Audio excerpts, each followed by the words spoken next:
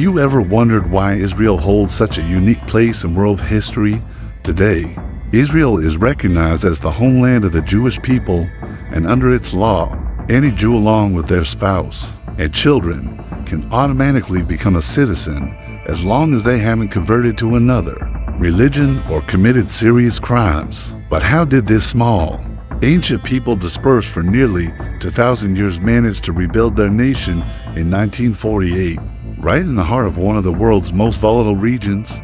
In this video, we'll dive deep into the incredible journey of the Jewish people from ancient times, through exile, persecution, and finally to rebirth in the land of Israel. This is not just a story of survival, but one of faith, identity, and unshakable vision. Back to the beginning.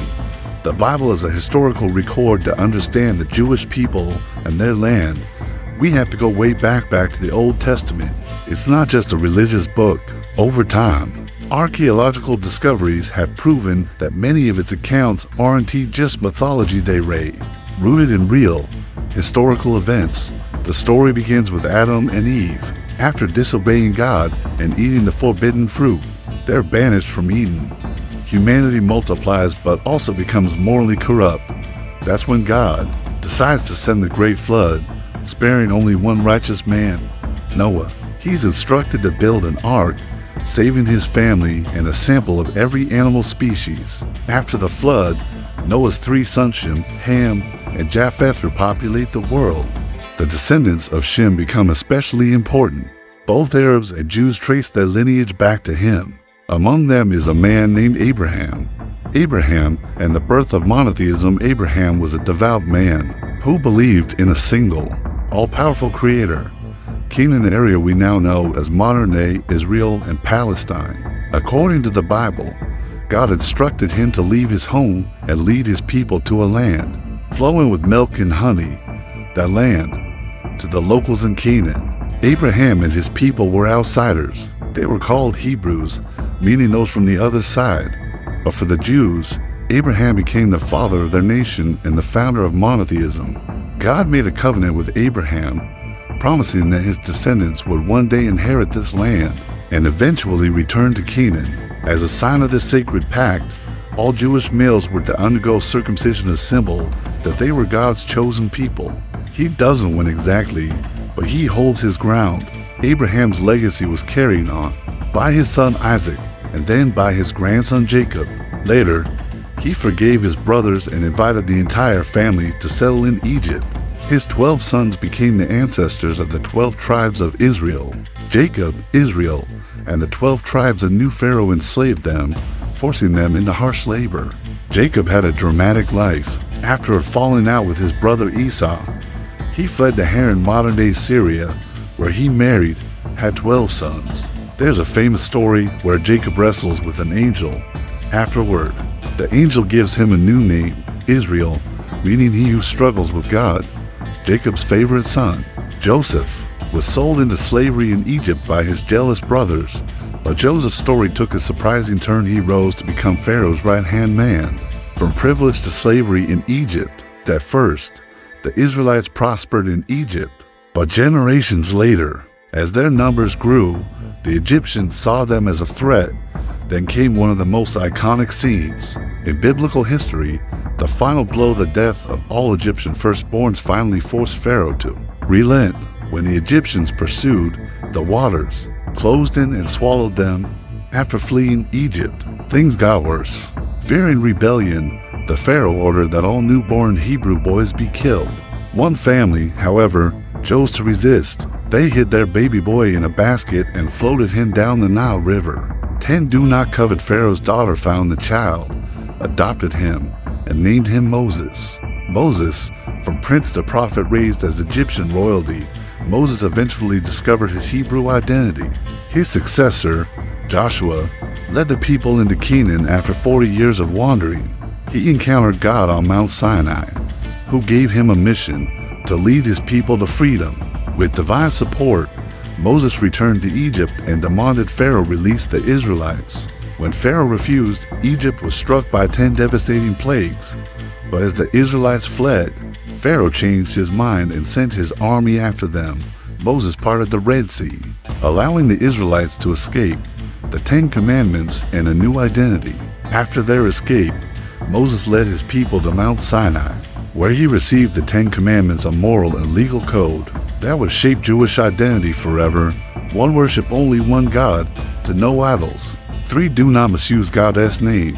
4. Keep the Sabbath. 5. Honor your parents. 6. Do not kill. 7. Do not commit adultery. 8. Do not steal. 9. Do not bear false witness. This covenant was more than just a set of rules. It was proof that the Israelites were the chosen people of God. Moses lived to 120, but died before reaching the promised land. From tribes to a kingdom by the 13th century BCE, the Israelites had settled in Canaan, but they weren't yet a united nation. They were divided into tribes, each with its own leaders called judges, who acted like tribal chiefs, eventually facing threats from groups like the Philistines. The tribes realized they needed a king. In 1020 BCE, Saul became Israel's first king, followed by the legendary David, who united the tribes, drove out enemies, and captured a stronghold called Jebus, renaming it Jerusalem, the city of peace.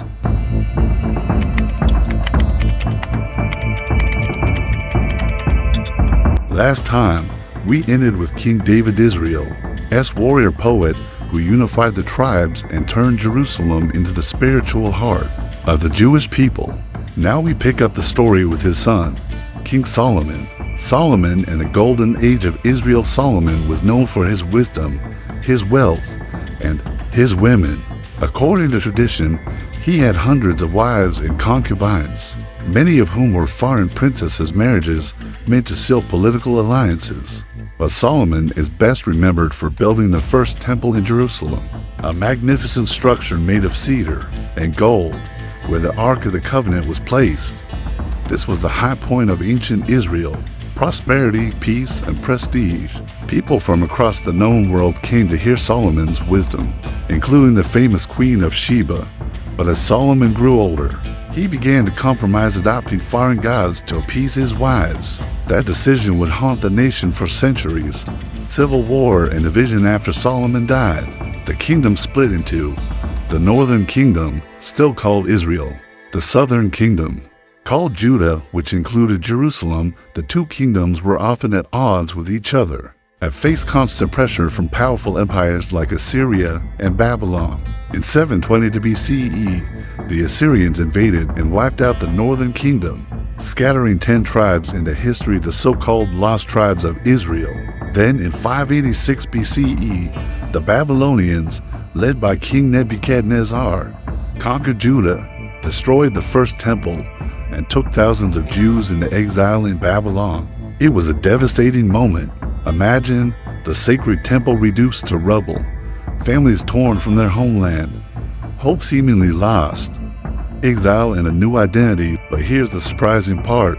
Exile didn't destroy the Jewish people, it reshaped them. Far from Jerusalem, in Babylon, the Jews began writing down the Torah, studying it collectively, and developing what would later become the Talmudic tradition. They were no longer just a temple-based religion, they became a people of the book, of law, of ideas. This was a spiritual pivot that allowed Judaism to survive even without land or a temple. At first, Rome allowed Jewish religious practices, but tensions escalated, and after 70 years, many returned to rebuild. Under Persian King Cyrus the Great, the Jews were allowed to go home and eventually construct the Second Temple.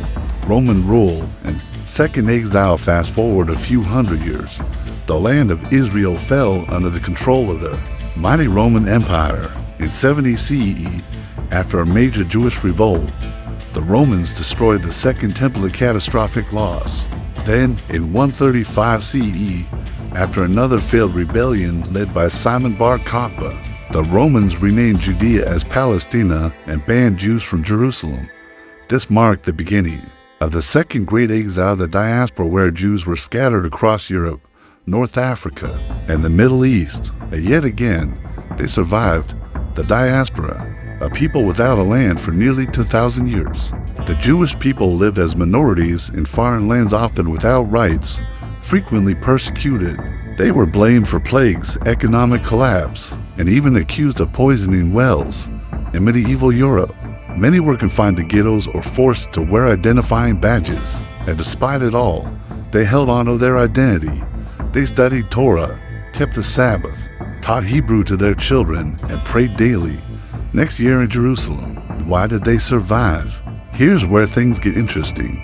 Many civilizations have been destroyed and forgotten. The Hittites, gone. The Babylonians, history books. But the Jews, they had a portable religion, one that didn't depend on temples or idols, but on texts, ethics, and memory. They invested in education, teaching every child to read and study.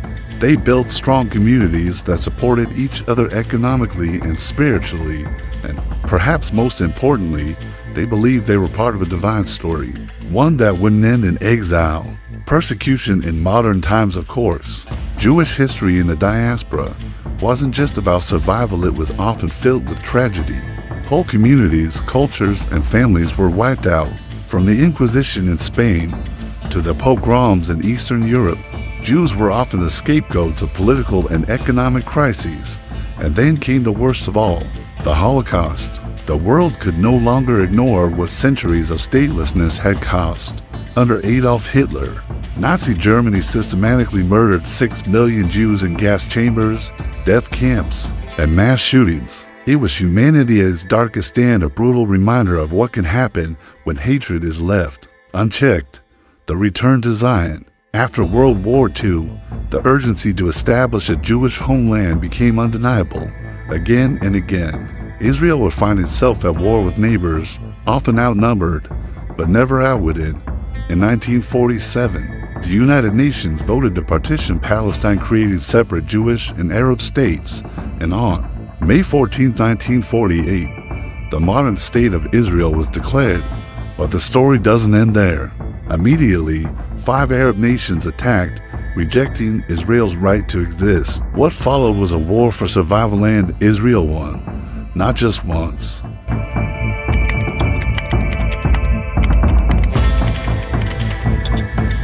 From desert to powerhouse, when Israel was founded in 1948, it wasn't the high-tech nation you know today. It was a desert underdeveloped, outnumbered, surrounded by enemies, and flooded with Jewish refugees from Europe and Arab countries. But what they lacked in resources, they made up for in something far more powerful: strategy, resilience, and vision. From the very beginning, Israel understood one thing: its survival could never be taken for granted. The doctrine of survival. Israel's foreign policy and military doctrine have always been shaped by one guiding principle: never again. After the Holocaust, the idea that Jews would once again be vulnerable, helpless, or defenseless became unthinkable. The new state made it clear: if war comes, we will not wait. We will strike first if necessary. This explains operations like the 1967 Six-Day War, when Israel launched preemptive strikes against Egypt, Jordan, and Syria, and emerged victorious. Despite being vastly outnumbered, it also explains why Israel has never allowed its enemies like Iraq, Syria, or Iran to develop nuclear weapons unchecked. Innovation as defense. But Israel's strength isn't just military, it's intellectual. With no oil wealth like its neighbors, Israel turned to education, research, and innovation today. It's nicknamed the Startup Nation. It leads the world in cybersecurity, medical tech, irrigation, and defense systems. The Iron Dome, for instance, is one of the most advanced missile defense systems ever built, capable of intercepting rockets in midair to protect civilians. And behind this innovation is a cultural force: the Jewish value of study, questioning, and relentless pursuit of improvement. The Mossad, intelligence as a weapon. One of Israel's most formidable tools isn't its army, its Mossad, its intelligence agency. Often compared to the CIA, but with a more aggressive reputation, Mossad has carried out operations across the globe, from assassinating terrorists and sabotaging enemy nuclear facilities to rescuing Jewish hostages from distant lands. To Israel, intelligence isn't just information, it's prevention, it's survival. Global support. The Jewish diaspora, while Israel is geographically small, The global Jewish diaspora is vast and deeply connected. From New York to London to Paris, Jewish communities have contributed financially, politically, and intellectually to Israel's success. Many Jewish philanthropists, tech moguls, and media leaders actively support Israel's growth. Critics call it influence. Israelis call it family. Success measured in survival today. Israel has a GDP per capita on par with Germany and France despite being in a constant state of alert. It has diplomatic relations with once hostile Arab nations like Egypt, Jordan, the UAE, and Bahrain. It has a powerful army, a nuclear deterrent, and one of the best trained intelligence networks on earth. But ask any Israeli, and they'll tell you, this isn't a normal country. They still live under rocket fire, still face global criticism, still worry about existential threats from Iran's nuclear program to regional isolation. Why does Israel always win? It's not about luck. It's not just about money or weapons. It's about mindset. And yet, they're still here. Israelis are raised with the belief that they are one war away from extinction, that every generation must be ready to defend the dream of their ancestors. This isn't paranoia. It's history. For over 3,000 years, the Jewish people have been persecuted, exiled, and nearly erased. In a world where most nations take their existence for granted, Israel sees survival as a daily mission, personal reflection. Whether you support Israel, criticize its policies, or stand somewhere between, there's something undeniably powerful about a people who refuse to disappear. They held onto a book, a language, and a promise for thousands of years. They didn't just survive, they rebuilt. You don't need to be many to be heard. You don't need to be safe to rise again. And in the process, they taught the world something extraordinary. You don't need to be large to be strong. This has been the untold story of Israel, a journey through survival, faith, identity, and strategy. If this inspired you, challenged your thinking, or helped you see the Middle East with new eyes, hit that subscribe button and turn on notifications. This is Global War Brief, bringing you deep analysis on war, power, and the future of global conflict. See you in the next video.